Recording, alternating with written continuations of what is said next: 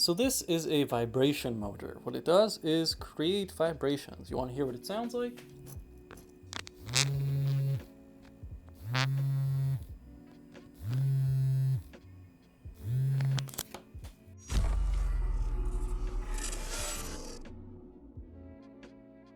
Check this out. This is a vibration motor. It uses the piezo effect to generate a vibration. If you don't know what the piezo effect is, what it is you have two electrodes squeezing in some type of material in the middle. I'll put up a picture on the screen so it makes more sense than me just putting two blurry hands in front, but these two electrodes have electricity flowing through them, compressing and messing with the material in between, and that causes it to kind of go aggressive and crazy and create this vibration. It's actually somewhat similar to how speakers work, except it's not trying to do these beautiful sounds or some kind of buzz sounds. It's just doing raw vibration output. So when I connect the sensor and I plug it in and I power it up, it's not going to sound nice at all. It's just going to go kind of like your phone when you leave it on the table and it buzzes. This is kind of unrelated to the video, but I was thinking if we should take some of these ultrasonic sensors, take like 5 or 6 of them and make some kind of circular helmet that I could put on my head. And then with these vibration motors, each ultrasonic sensor would have a vibration motor that would tell me if I'm too close to something in that direction. And we can blind me and see if I could walk around with this blind helmet on and if I can actually have some vision, or will I just walk into a wall face first. So what you're going to need for this build is 3 cables and your Arduino. I'm going to be using a breadboard as always because it holds the sensor for me instead of it just flinging around. The sensor has 3 pins: ground, VCC, and in.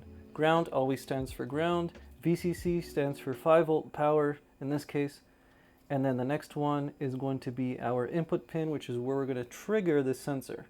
Right now it has all the power it needs to operate, but this yellow cable is going to be what tells it to trigger. So we're going to plug that in, and we should be ready to go. Plug the Arduino into your computer and open up your Arduino editor to start writing the code. The process is really simple this time. All you have to do is tell it what pin you're plugged into. So I plugged in my yellow pin into the digital 3 port, which is just the number 3. After that, you got to go and tell it, the board, that pin mode, pin 3, is going to be an output pin. Now it knows that it's going to be sending power out from that pin and not receiving it or doing anything else. Then you can go in your loop and you can potentially do anything that you want. You can have this go and connect to a switch. So when you flick the switch on, it starts vibrating. You can make a button that when the button's pressed, it starts vibrating. You can make it so it's triggered by a sensor, like let's say a motion sensor. So when somebody walks in front of the motion sensor, it starts vibrating like crazy, letting you know that something is in front of it. We're not going to do that. We're just going to go super simple with this, stupid simple. And just write out digital write. Inside of that, we're going to go and call the pin that we're on, and we're going to start off with low. Then, because I'm lazy, I'm just going to take this, copy paste it a couple times, and in between the others, I'm going to add a delay of 1 second, which is 1,000 milliseconds. So just put that over there, and again, we're going to copy paste that. Control T if you wanted to shift it over, and then the one last step is to change this right here to be high. Now what's going to happen is it's going to make sure the sensor is off, wait a second, turn it on, wait a second, turn it off, and repeat the process. So every second it's going to buzz. Upload the code to your Arduino. If it says you have a problem with your board, make sure in my case that it's actually plugged into the computer. Now that it's plugged in, we're going to try it one more time, and if we're on the wrong board, just go to Tools and update board to be on the right COM port.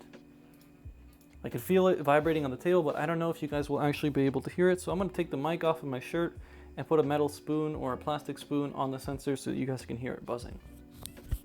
So here's what it sounds just as ambient sound.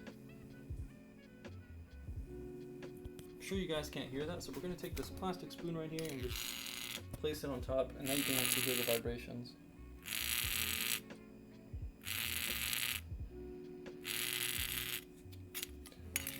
If I had to guess, this would be about what a phone would have in it. It's not too powerful, it's not shaking my hand, but it's definitely noticeable, and if I had it in my pocket, I would be pulling it out to see what's wrong.